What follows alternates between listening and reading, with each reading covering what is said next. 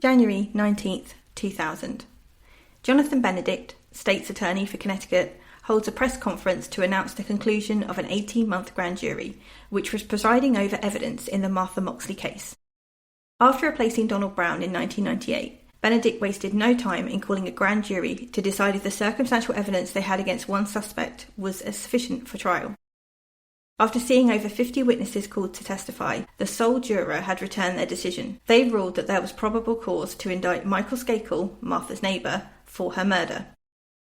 Micheal knew the writing was on the wall, and at the time of the press conference, he was already on his way, travelling from his home in Florida to the police station in Greenwich, where he would be formally charged.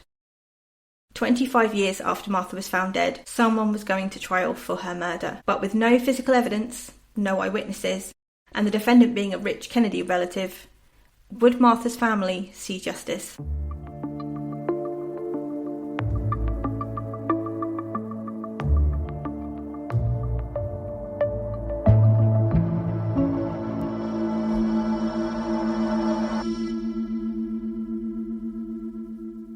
Welcome to True Crime with Morty, a podcast by a criminologist and her dog. I am your host TJ, and this is Morty. Each week we'll be doing deep dives into murders and mysteries from all around the globe, using my background in law and criminology to give a full account of true crime stories. If that sounds good to you, please consider subscribing, and thank you for joining us today. This is episode 7 of Mystery on Walsh Lane, the Martha Moxley murder. In our last episode, we discussed how the cold case had been reopened in 1991, and that Frank Garr was tasked with starting Martha's investigation from scratch. Meanwhile, Rushton Skakel Sr. had hired Sutton Associates to investigate the case as well, seemingly for truth, but more to prepare defence for his kids, or better yet, implicate Ken Littleton. The Skakels were not the only ones trying to bring Ken Littleton to court for Martha's murder. Jack Solomon was convinced, and had always been convinced, that Ken Littleton had committed the murder. So much so that there are rumours that this was the real reason that Donald Brown didn't indict a Skakel. As mentioned in previous episodes, Brown had received accusations of being paid off to protect the Skakels, but some of his critics believe that Jack Solomon had managed to convince him that the culprit was Littleton, which was why he was reluctant to move forward on Tommy Skakel.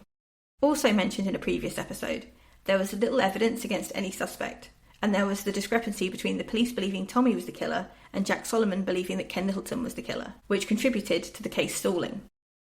Whether Donald Brown agreed with Jack or not, it was clear Solomon was obsessed with Ken Littleton.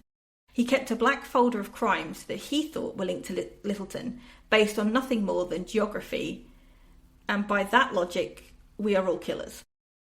Solomon believed that Ken's downward spiral in 1976 was a sign of him suffering a violent psychosis, and that Martha was just one of his many victims. There is very little evidence for this.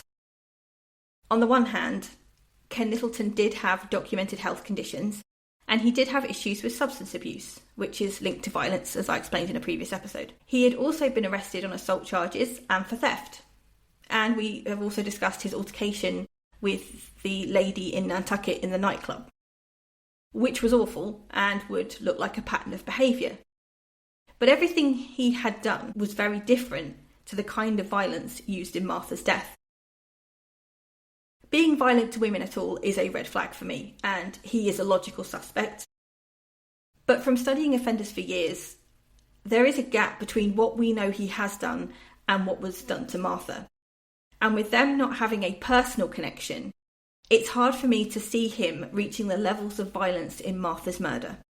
For him to be guilty of that, I would expect him to have repeated high levels of violence on the women in his life. If he was comfortable killing Martha with a golf club so brutally, when by everyone's account he didn't actually know her, then it is likely he would do the same to other women that he knew. For example, a girlfriend ending up in hospital after an argument with him, that kind of thing. The woman in Nantucket, for example, would have had an even worse assault. And I'm not defending how he treated her, it would have been a regular occurrence for him to do that to women, and that particular lady probably would have had an even worse experience than she did. There was no evidence linking him to Martha's murder, or the other murders in the black folder, and geography wasn't even a real link.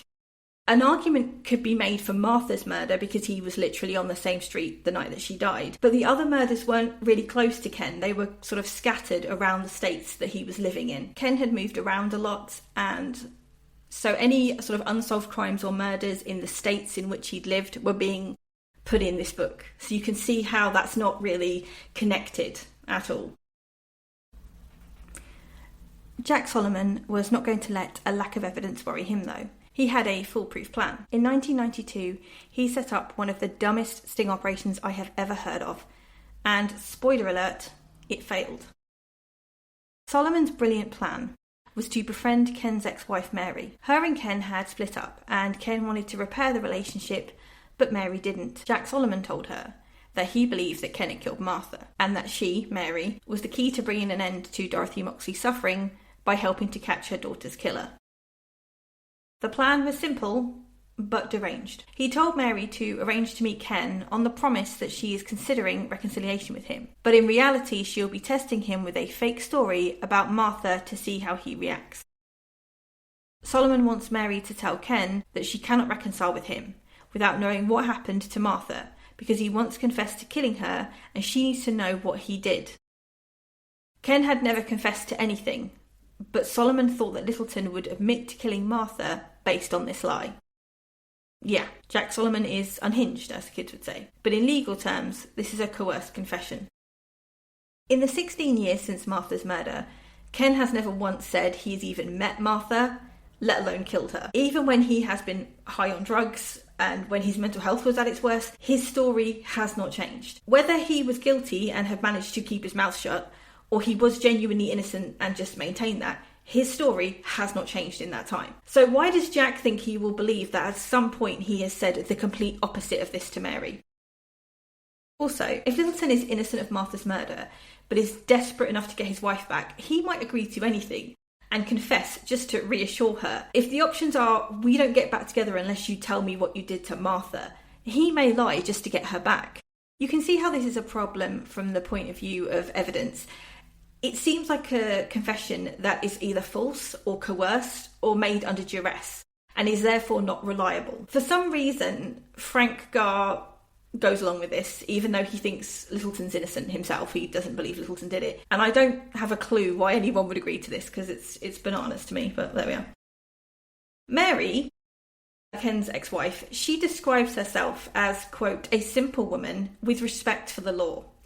So although she had no reason to suspect Ken and he'd never said anything to her about his involvement with Martha, she agrees to this plan. She thought it's the right thing to do to help the police and to help Martha's family.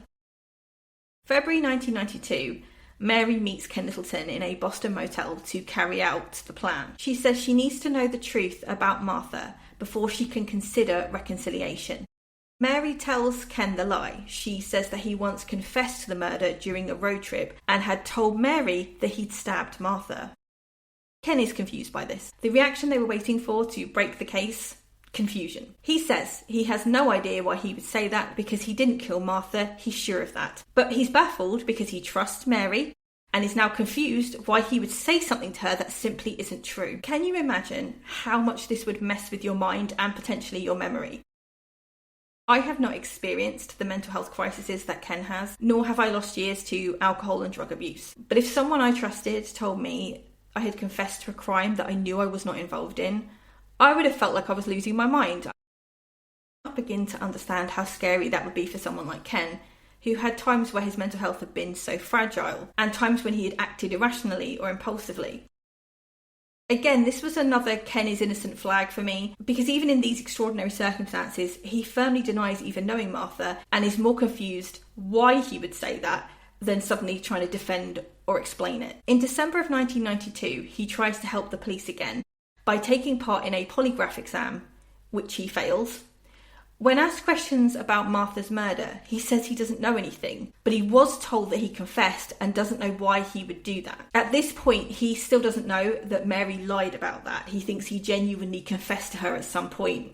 He just doesn't remember it and doesn't know why. He thought she was being honest when she said that. He just doesn't understand it. I'm not going to go into why polygraphs aren't reliable again. Please obviously listen to my previous episodes.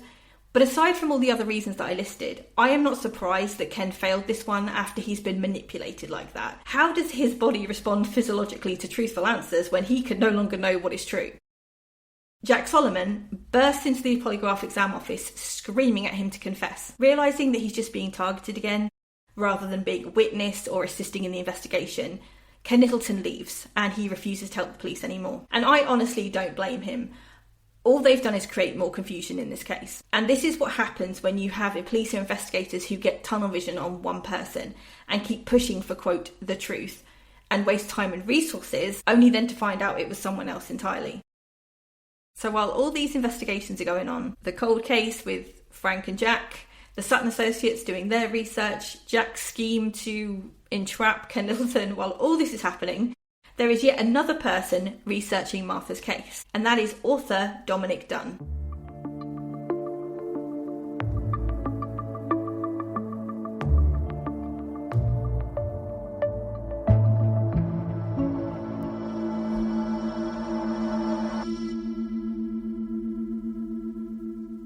Dominick Dunne was a producer in Hollywood for many years, a very successful one. But his life began falling apart after he formed an addiction to drugs and alcohol. This led to him quitting Hollywood.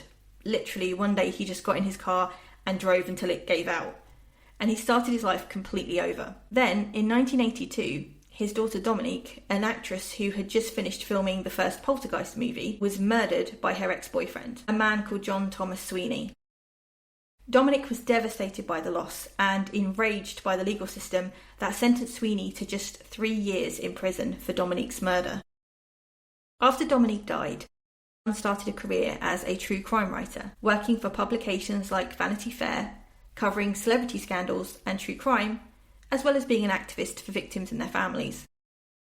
He even had his own TV show on Court TV, Dominick Dunne's Power, Privilege and Justice. He also published several novels that were based on true events and real people, but masquerading as fiction. So not true crime novels or biographies. These were fictional books, but the characters and the plot were taken directly from real-life situations. Due to his connections to the rich, famous and influential, he always had the inside scoop on scandals and high-profile cases. People loved to gossip to Dominick Dunne. And this, in addition to the many platforms he had to advertise his books, they naturally became bestsellers. Which is how he came to write the book about Martha's Case, A Season in Purgatory, a novel based on the events of 1975 and with recognisable characters from Martha's Case. Dunne had heard about Martha's Case when he was covering the William Kennedy Smith trial back in 1991. It piqued his interest, especially as he hates to see the justice system fail a victim, and being a native of Connecticut himself. He actually grew up knowing the Skakel family and had even been a guest at Robert F. Kennedy's wedding when he married Ethel Skakel. Weird bit of trivia, but Dominic was actually born on the 29th of October in Connecticut. Martha's murder occurred the day after his 50th birthday. So, given his connection to Connecticut and the Skakels, he decided to look into the case. By 1993, he was on a publishing tour for A Season in Purgatory and talking about Martha's Case in public. His book did not label a specific culprit. It's left for the reader to decide, but it heavily hints at Micheal's involvement. Dominick Dunne's book is key to getting Martha's story out to the masses, and people came to him with tips and information about the case, which he passed on to the police, Frank Garr and Jack Solomon. There was a lot of drama around Dominick Dunne, some of which we'll get into later, I think, but his book did bring attention to Martha's case, and it's just that he clashed a lot with the other people working on the case behind the scenes. But there is one really weird piece of evidence to come out of the tips that Dominic received. I read about it in Len Levitt's book on the case, and it made me think of something in Timothy Dumas's book about Martha's death, so I've kind of put them together. At a book signing, Dominick Dunne is approached by Paul Terrien. Now, Paul Terrien is the brother of George, who was Jimmy Terrien's stepfather. So George Terrien is Jimmy Terrien's stepfather, and Paul is his brother. So Paul is the step-uncle of a Skakel cousin, essentially. Paul tells Dunne that there had been a conspiracy to kill Martha and 2 boys were involved. Due to it being a book signing, it was not a great time to get into the details. So Dunne actually went to see him at his home, but Paul would not say any more. And he wouldn't tell Frank Garr what he knew when Dominick Dunne reported this to Frank. I have no idea why this man would know anything or feel compelled to speak about it in this way. He hasn't reported the details to police. He's been really vague to a random person and then not followed up on it. Why bother to do this? This information is essentially useless. But what is concerning to me is that in my research, it is similar to a report made to police in 1975. A man called Francis Walsh, who was lovingly referred to as an old drunk in Timothy Dumas's book, tells his friends that he had heard some boys discussing a murder a few days before Martha died. They had talked about using a golf club. Walsh had dismissed this until he'd heard about Martha's death. He then told everybody he knew about this conversation, but he didn't go to the police out of fear of the Kennedys, as according to him, the older boy of the group was called Skakel. So it was 3 boys, one of which was called Skakel, and he knew they were connected to the Kennedys. One of his friends did report this to the police, and Detective Joe McGlynn spoke to Francis on the 4th of February 1976. His story was that 3 boys had been discussing a plan to kill a girl with a golf club, and it was a few days prior to Martha's murder. He overheard them as he was sat near them drinking. The oldest one was tall, with medium-length brown hair, and called Skakel by the other 2 boys. The motive for the crime was that they wanted to get back at, or even with, the girl's brother. The bartender confirmed to police that Walsh had been talking to 3 boys and that generally Walsh had a reputation for being truthful. Police were suspicious though, as Walsh was a known drinker. Was he a reliable witness? The motive was also confusing. They confirmed with John Moxley, Martha's brother, about any issues with the Skakels. John hadn't even known the Skakels prior to Martha dying, and Martha herself had only known them a couple of months. And John had had no problems with them at all at any point. So to try and corroborate this story, the police request Francis to submit to a polygraph exam. He did, and he passed. When researching this case, I had no idea where to put this story. Although there appears to be some merit to the story provided by Francis Walsh, it didn't fit with the murder scene, and of course the motive doesn't really make sense in that John had no connection to the Skakels and therefore no reason for them to want to get back at him. But putting this all together, it stuck out to me when you compare it to the vague comment given by Jimmy Terrian's uncle to Dominick Dunne. This idea that there was a conspiracy between 3 boys, including at least one Skakel, who were plotting to hurt Martha from 2 completely different sources was intriguing. Even if it didn't fit with what we know about the crime, I thought I should include it. Another unlikely outcome of Dominick Dunne's book tour was the reappearance of Martha's autopsy photos. Dr. Kathy Morrell, a forensic pathologist who had been working with Jack Solomon, brought them to Dunne at a book signing. Yes, the autopsy photos that disappeared from the file returned at a book signing. Frank Garr threatened her with arrest when he found out. She sort of indicated that she thought she was working as an intermediary, but he called bullshit on that, which is fair. So after the release of A Season in Purgatory, Dominick Dunne did not have to wait long before inspiration for his next book hit the headlines. June 12, 1994, Nicole Brown Simpson and Ron Goldman were brutally murdered in California. The case was international news, as the chief suspect was famous actor and former NFL superstar O.J. Simpson. Unless you have been living under a rock, you will know all about the juice and the trial of the century. So I'll skip over this for now and do a deep dive on it at a later date. I do, however, need to mention it as, along with Dominick Dunne and Dr. Henry Lee, there is another overlap between the O.J. Simpson trial and Martha's murder investigation, the infamous Mark Furhman. I assume you have all heard of Mark, as he became a household name in the 90s due to his involvement in the O.J. Simpson trial. In fact, it was at times referred to as the Mark Furhman trial. But if you don't know, Mark Furhman was involved in the investigation into the deaths of Nicole and Ron and found a critical piece of evidence that connected their murders to the killer. However, Mark Furhman's credibility as a detective was called into question when his history of racism and misogyny came out at the trial. He was even caught on tape making horrific comments about the treatment of Hispanic and Latino people during arrests and referring to black people using the N-word.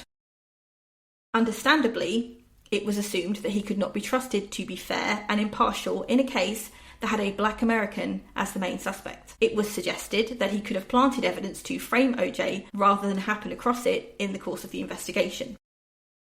He also committed perjury, as he denied using such offensive language, and of course when the tape showed up, they proved that he had lied on the stand. I do not like Mark Furhman. I skip forward documentaries with him talking about cases. and I have stopped watching them completely when he is given too much airtime, as he should not be given any sort of platform with his reputation.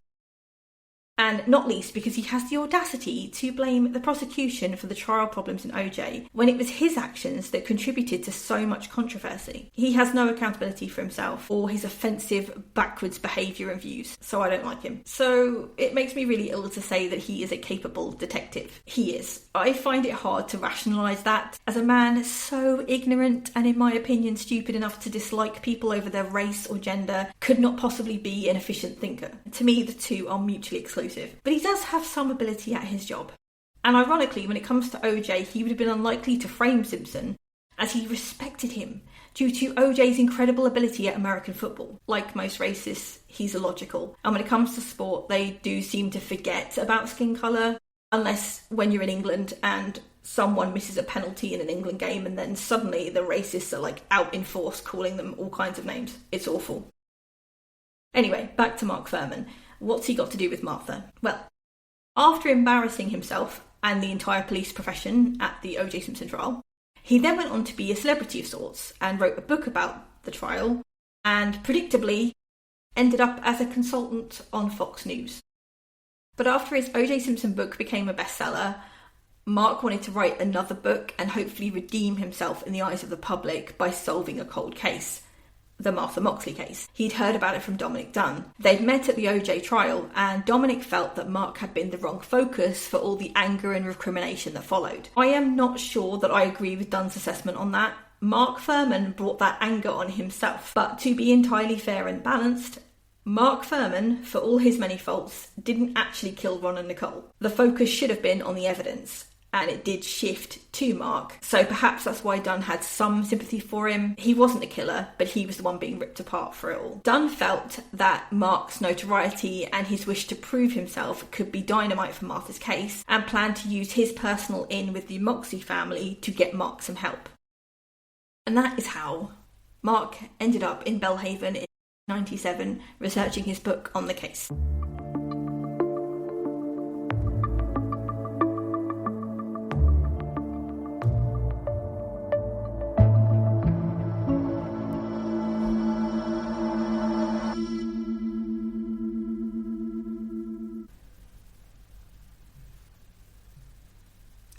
So before Mark Furhman slithers his way to Greenwich, there were some other important developments in the case we need to talk about. 1995 was a banner year for the Moxley case. On the 3rd of November 1995, Dorothy Moxley holds a small party at the Belle Haven Club to mark the 20-year anniversary since Martha passed and to thank all the people who'd tried to help her and get justice for her daughter. Journalists, detectives, friends, family gathered to have some drinks and food and talk about the case. And remember Martha. The 50-plus guest list include Steve Carroll, Jack Solomon, Len Levitt, Dr. Henry Lee, Donald Brown, and Timothy Dumas. Dorothy makes a speech where she explains that Len Levitt has an exciting bombshell he's about to release that could blow the whole case wide open. According to his book on the case, Conviction: Solving the Moxley Murder, Len Levitt was sweating slightly at this pronouncement because he did have a bombshell, and yet he was again worried about whether anyone would get to read the articles he'd written about it.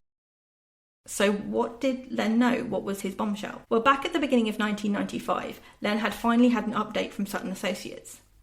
Not officially from Murphy, but someone who was involved who wanted to give Mr. Levitt information anonymously. The caller had told him that Tommy and Micheal had changed their stories. Not the complete details that was given to Sutton Associates that we talked about in the last episode, but they told him about the changing timelines and that Micheal had placed himself at the crime scene.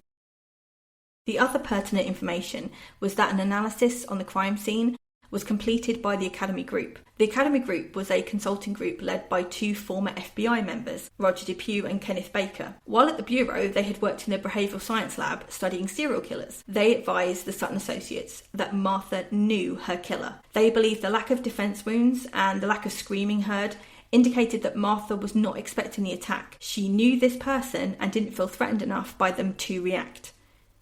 Len found himself responding with, Martha didn't know Littleton. Len Levitt's mind was kind of blown. The Sutton Associates had told him, back in 1992, that evidence would be found that Ken Littleton was a serial killer, and instead, here they were 3 years later, with their clients blowing apart the alibis and timelines they'd told the police 16 years prior. And then when you put that with FBI experts claiming the killer and Martha knew each other, this further removes Ken Littleton from the list of suspects. Len could not take his word for it though. He had not seen the report himself, and this anonymous whistleblower could have been lying or something, so he decides to fact check by going directly to the source. He meets Skakel lawyer Thomas Sheridan for lunch. Sheridan not only confirms what has been said, he accidentally reveals hints about the mutual masturbation story, assuming that Len knows the whole picture. Mr. Levitt had no idea about that, but nodded along trying to get as much info as possible. So Len asks him why the Skakels are changing their stories and timelines. From Len's perspective, this is about concealing evidence, and there is really no other reason for Tommy to lie about the time or Micheal to put himself at the crime scene unless there's some involvement. Sheridan agrees that Micheal's story is, quote, bizarre. Well, yes it is. Your client has said that he masturbates in trees. But he feels it's irrelevant, as Martha was likely to be dead by the time Micheal went to the Moxley property, and Tommy had lied about his interactions with Martha due to fear of his dad, not involvement. He told Mr. Levitt about a time when Micheal was 10 and he was caught with Playboy magazines, and that Rushton Skakel Sr. had beaten Micheal for this, so Tommy had a good reason to keep quiet about his rendezvous with Martha. Side note, this does also confirm what we talked about in the last episode regarding Micheal's accusations of abuse. This is the Skakel family lawyer and a close friend of Rushton's confirming at least one story of physical abuse. Overall, Thomas Sheridan did not feel that these stories impacted the case at all. Len Levitt disagreed. He saw these changes as admissions of guilt and forensic damage control, should any DNA come up in the investigation. For him, it screamed of involvement. In July 1995, Len receives another update from his Sutton Associates source. This time he provides the evidence of his claims by showing him the Sutton report. So the first thing Levitt saw was the Academy Group analysis. Their report noted that Martha was attractive and alluring and wore bikinis.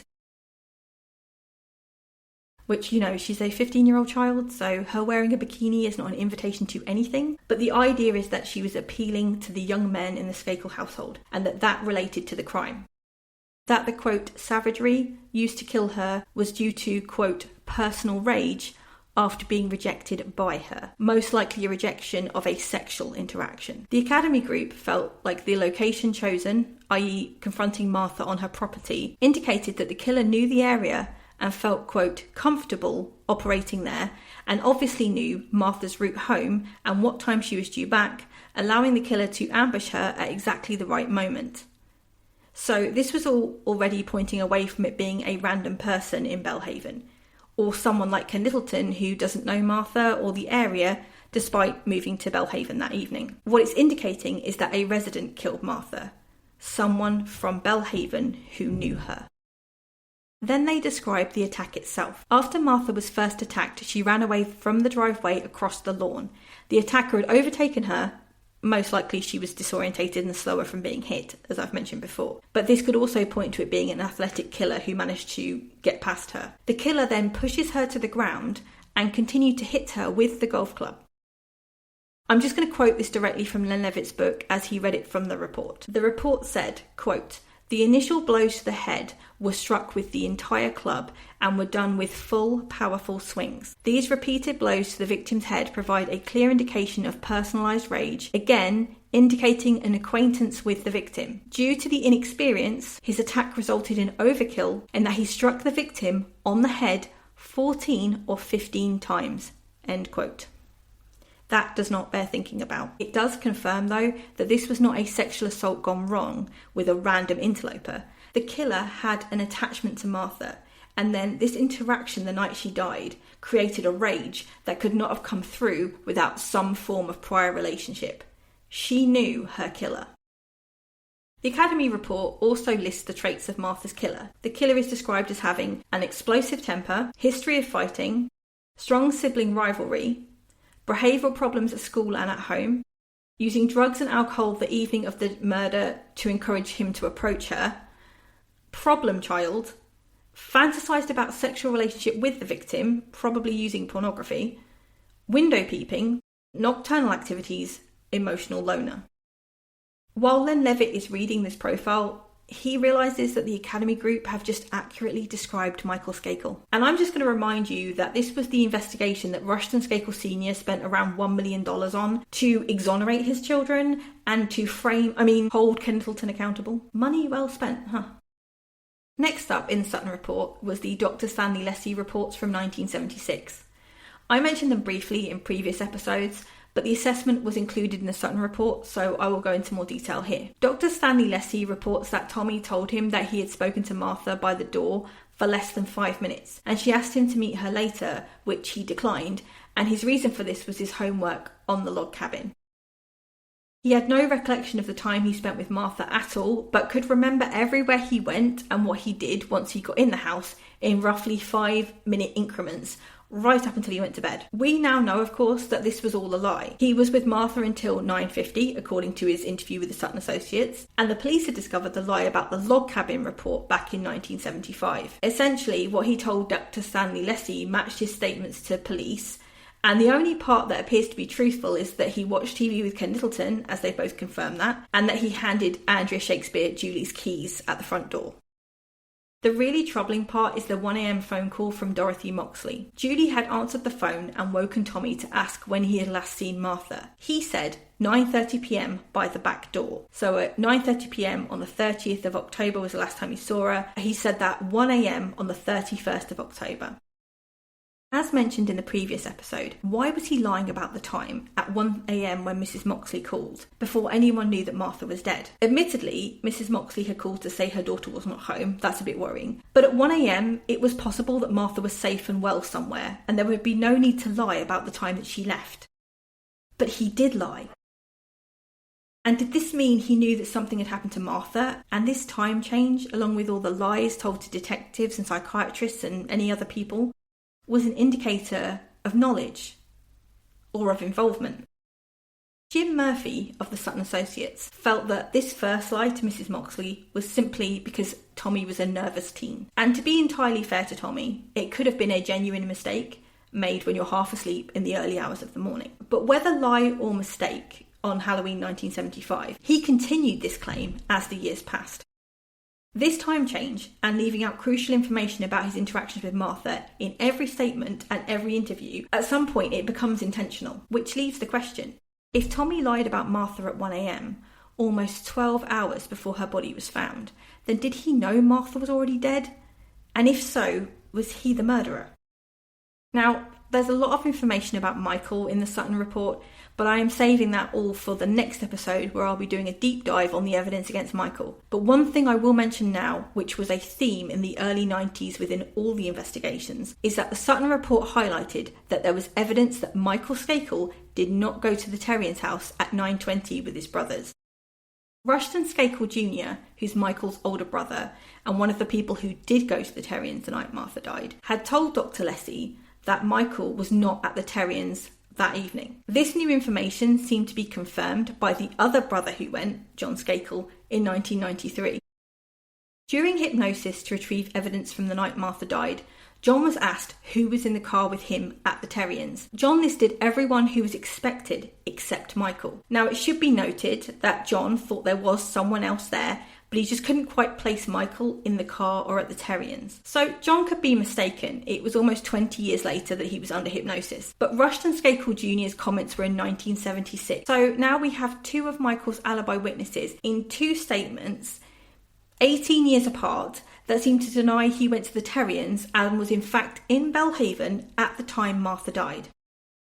After Len had gone through the report, he asked the caller what would happen now that the Sutton Associates had found this new information that implicated the Skakels. Obviously, he had been told by Jim Murphy that whatever the outcome was, the police would be notified. The caller told Len that Thomas Sheridan had fired Jim Murphy over this report.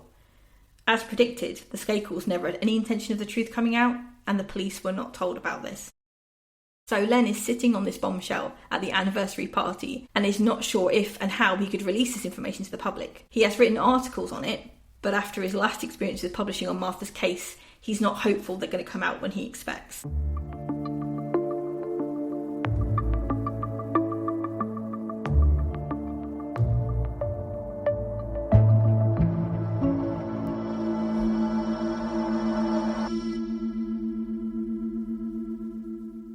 Frank Garr was unaware of the contents of the Sutton report at this time, but his investigation had also highlighted that Micheal had not gone to the Terrians. While re-interviewing the witnesses and starting the investigation from scratch, he had come to suspect Micheal. For one thing, Micheal was an excellent fit for Martha's killer, and his name had come up a lot in the original file. So he had a bit of a question mark next to Micheal. He had noted that Micheal had not been asked to do a polygraph and hadn't really been examined that thoroughly due to his alibi. Of course, like his predecessors, Frank had no reason to doubt that Micheal was not in Belle Haven when Martha died. Since Martha's murder, Micheal had some issues with police, like the car crash in Wyndham in 1978, and so he was suspicious of Micheal, but opportunity is key, and if Micheal was at the Terrian estate, then he probably wasn't involved. On talking to Andrea Shakespeare, who was now Andrea Shakespeare Renner, Frank realised that there was a chance that Micheal was in Belle Haven at the time of the murder. Of the night Martha died, Andrea remembered drinking tea with Julie before 9:30pm and then hearing voices. She did not see who it was, but Julie told her it was Helen Nixon, Martha Moxley. And at this point, Frank reminded her that this was around the time in the evening when the car had left for the Terrians and listed the occupants that left the house. Micheal went to the Terrians, she'd asked him. Frank confirmed that yes, Micheal was in the car, he was sat in the back seat. Andrea replied, quote, "I was always under the impression that Micheal was in the house when the car left, that Micheal didn't go," end quote. Frank was shocked by this, as he and his colleagues had always felt that Micheal leaving in the car was one of the few established facts in the case. So he pushed Andrea for details on how she knew this or why had Micheal stayed, but Andrea was unable to say more than it was just an impression, but that she was convinced that he hadn't gone. Frank, of course, didn't know that other people thought this too, and it was just an impression. Not really anything solid, but he kept the thought at the back of his head as he continued his investigation. Little did Frank know that Micheal would also confirm he hadn't gone to the Terrians, but I'm getting ahead of myself. Let's continue with 1995. After the 20-year anniversary meeting of Martha's family and investigators, Levitt's Bombshell was published in 4 parts in New York Newsday. The first instalment was published on the 26th of November 1995 and was titled "Suspicions of Murder Won't Die. A Key Figure Changes His Story in Unsolved 1975 Case." The article went national, but it was the second article, titled "Brother's Tale, Second Kennedy Kin Admits Lying in Murder Case," that caught the attention of Frank Garr. Frank had not seen the Sutton report and had no idea it even existed, as obviously after firing Jim Murphy, the Skakels did not turn over the findings of Sutton Associates to the police. Frank had met with Murphy and Krebs previously, but had not heard anything about their report. On reading Len's article, Frank cannot understand why Micheal has inserted himself into the crime scene and believes this has to mean he was involved in the murder. Frank takes the articles to Donald Brown, who finds the information, quote, "interesting," but does not move any further in the case. So Frank Garr goes to meet Len Levitt and ask him about the Sutton report. He had met Len briefly at the 20-year anniversary party, but this meeting was the real start of their friendship. He asks Len who Murphy and Krebs suggest as a suspect. Len confirms it is Tommy, despite knowing that the profiles fit Micheal better and the report looks pretty damaging for him. Frank disagrees with this conclusion. He understands Tommy has lied, but he, quote, recognises the embarrassment over his encounter with Martha. If they did have some sort of a sexual encounter, then he understood why he would try and cover that up at 17.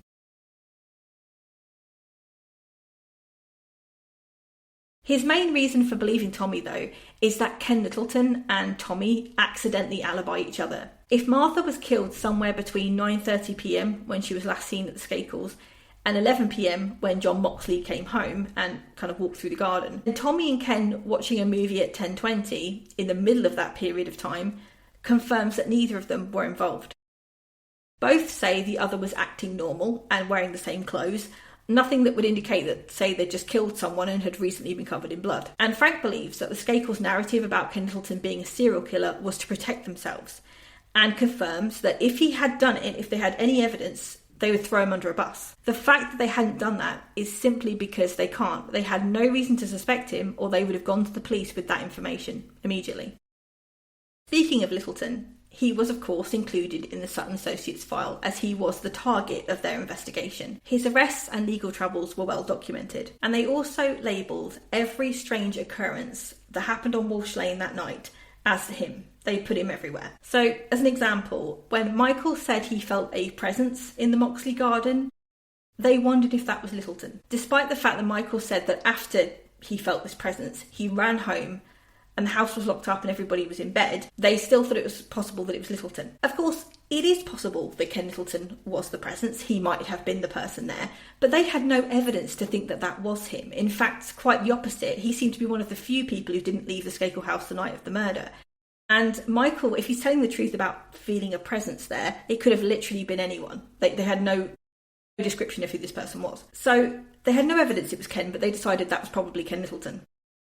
Another instance was when Julie, under hypnosis, said that when she drove back from Andrea's house, she noticed a man crouched down with a bundle who ran off into the trees on Walsh Lane. She then walked into the house and was chatting to Ken Littleton in the kitchen.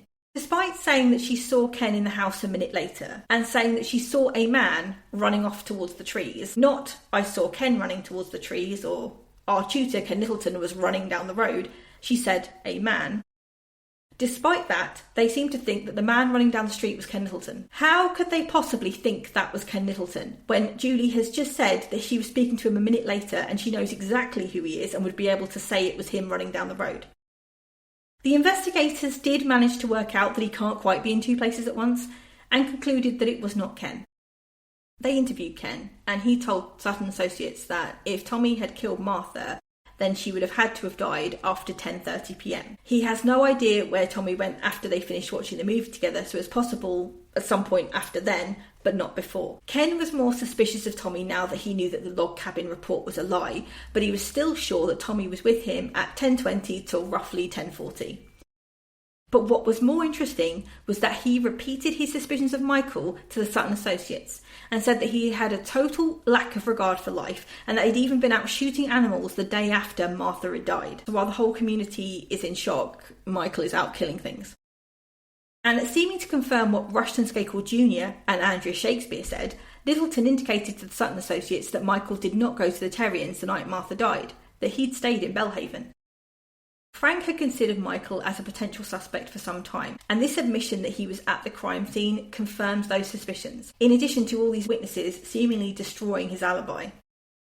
Len was sceptical because in his mind the time frame of the murder was around 9:45 and Micheal was supposedly elsewhere, so that ruled him out. But Frank thinks that A, there was too much stock put into the dogs barking at 9:45. It wasn't a definite time for the murder, it was an assumption. And now Tommy's saying that she didn't leave the Skakels till 9:50, so it kind of confirms that that may have been erroneous. And B, there was some doubt now about whether Micheal had even left Belle Haven. It was possible that he came back from the Terrians and Martha was killed later than people thought because she'd been at the Skakels longer than we knew. Or that he might have stayed behind, not gone to the Terrians, and killed Martha closer to 9:50 as originally suspected. There was no way to be sure about the time of death. It's such a large window between 9:30 p.m. and 5:30 a.m. But if we keep to the first part of that, before Dorothy starts contacting people and people start looking for her, that gives us, say, until 1 a.m. for Martha to die, without the timeline being completely thrown off. The death was more likely to be by 11 p.m, but if Micheal didn't go to the Terrians, then that doesn't really matter. And if Martha was at the Skakels longer than we thought, it's possible he had the window after the Terrians if he did go there. Either way, it was possible that Micheal had been involved. Frank needed more than Michael's admission about nighttime wanderings, though. He needed evidence. Unfortunately, DNA had not been available in Martha's case despite Dr. Henry Lee's involvement. Nothing had been found except some hair on a pair of jeans, which we'll talk about in the next episode. Without direct evidence linking Micheal or anyone else to the scene, he would need something like a confession from one of the suspects to confirm why these stories changed. Frank contacted the producers of Unsolved Mysteries. Unsolved Mysteries is one of my favourite shows. I loved the old episodes when I was a kid, and I've been watching the new episodes from the 2020s. But if you don't know, Unsolved Mysteries is a very long-running TV show that showcased mysteries and true crime stories, often in the hope that viewers could provide information to solve the mysteries or crimes. Unsolved Mysteries agreed to do a segment on Martha, with a tip line for viewers to call in. Frank was hopeful that people who were kids in Greenwich in 1975 or people who'd met the suspects in the intervening years would know something about Martha's murder, or better still, have heard one of the suspects confess. In February 1996, the episode with Martha's segment aired and the tip line received many calls about Martha's case. Every tip was about one suspect only, Micheal Skakel. Frank had a long way to go to build a case against Micheal, but at least now he knew he was on the right track. Unfortunately for Frank, there was another detective determined to solve Martha's murder first. In 1997, Mark Furhman arrived in Greenwich to research his book on the case. And in classic Mark Furhman style, he irritated everyone and then tried to take credit for Martha's case. So was Mark Furhman about to restore his shattered reputation? Who did he think the killer was? Find out in our next episode, Mystery on Walsh Lane, the Martha Moxley murder. Thank you for listening to True Crime with Morty. Please like, comment and subscribe so you don't miss an episode. Goodbye from me and goodbye from Morty.